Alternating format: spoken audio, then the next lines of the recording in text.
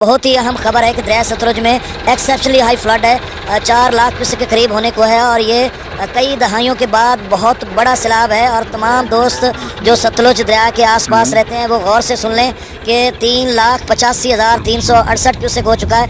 2023 में जो सैलाबी रेला आया था वो 2,78,000 क्यूसेक था, तो उससे 1,07,000 क्यूसेक बढ़ गया है और अब राइजिंग ट्रेंड में अभी भी बढ़ने का इम्कान है। तो ये कितना ख़तरनाक और खौफनाक सैलाबी रेला है।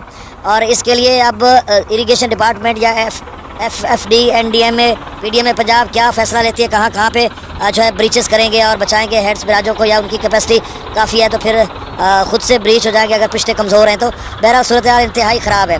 रावी का जो सैलाबी रेला वो बल्लो की पर पहुंच चुका है, 2.25 लाख क्यूसेक हो चुका है और FFD ने कहा था कि 2 लाख क्यूसेक तक जाएगा। तो गंडा सिंह वाला पर 3,85,368 क्यूसेक। अच्छा, मैं इसका खोज लगाऊंगा कि मैक्सिमम लेवल यानी कितना ज़्यादा आखिरी सैलाब जो आया था, सबसे बड़ा आखिरी सैलाब 2023 से पहले, वो कितना था। इसका मैं फिर आपको नेक्स्ट रिपोर्ट में कोशिश करूँगा।